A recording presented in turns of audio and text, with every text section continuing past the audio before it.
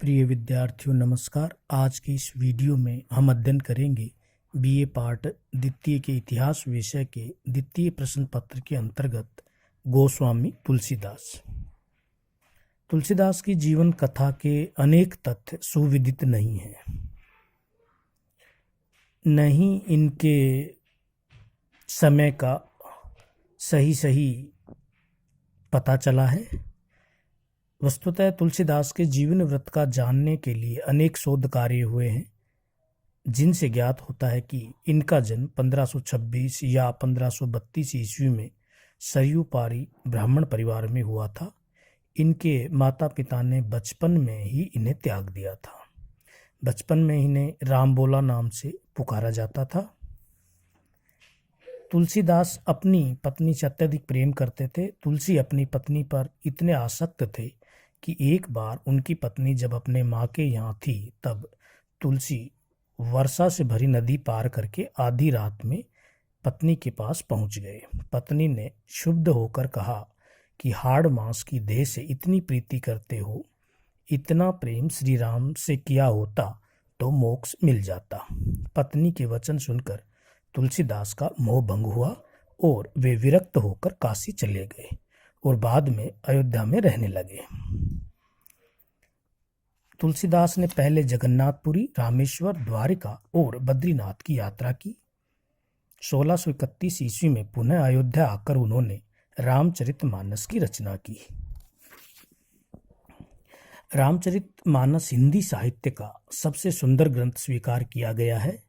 इसी की रचना अवधी भाषा में की गई है, लेकिन संस्कृत की पदावली का भी भरपूर प्रयोग किया गया है।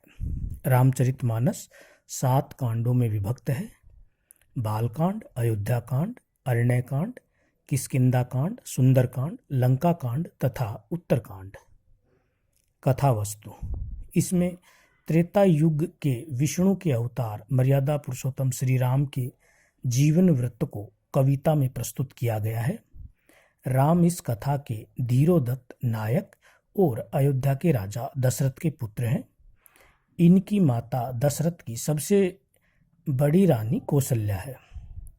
राम कथा में बताया गया है कि राम का विवाह हो जाने पर किस प्रकार छोटी रानी कैकेयी ने दशरथ से प्राप्त 2 आश्वासनों के आधार पर अपने पुत्र भरत को अयोध्या का राज्य दिलाया और राम को 14 वर्ष के लिए वन में भेज दिया। राम ने वन में अनेक कष्ट सहन करते हुए ऋषियों को रावण के राक्षसों के आतंक से मुक्त कराया। रामचरितमानस तुलसीदास की प्रौढ़तम कृति है। इसे हिंदी का सर्वश्रेष्ठ महाकाव्य माना जाता है।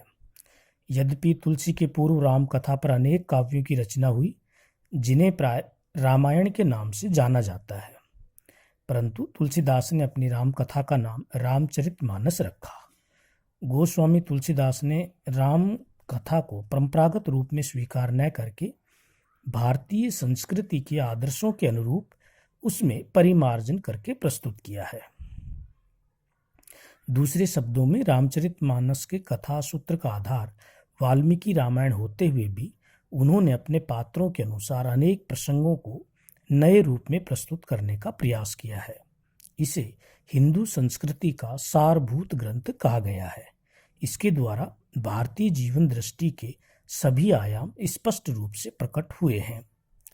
प्राय यह निर्विवाद रूप से स्वीकार किया जाता है कि रामचरितमानस के द्वारा तुलसीदास ने सांस्कृतिक तत्वों को मौलिक रूप में प्रस्तुत किया है। पारिवारिक आदर्श संबंधों की जैसे प्रस्तुति रामचरितमानस में हुई है, वैसी अन्यत्र दुर्लभ है। इसी आदर्श प्रधान रचना के कारण उन्हें भारतीय संस्कृति का प्रतिनिधि कवि माना जाता है। तुलसीदास का यह ग्रंथ साहित्यिक दृष्टि से आदर्श प्रबंध काव्य है। इसमें महाकाव्य के समस्त शास्त्रीय लक्षण विद्यमान हैं। इसमें श्रृंगार, वीर और शांत रस का भली भांति निर्वहन हुआ है। इस ग्रंथ में अयोध्या, जनकपुरी और लंका नगरियों के सौंदर्य के साथ साथ चित्रकूट, पंचवटी आदि के प्राकृतिक नैसर्गिक सौंदर्य का सहज प्रकटीकरण हुआ है। आज इतना ही। धन्यवाद।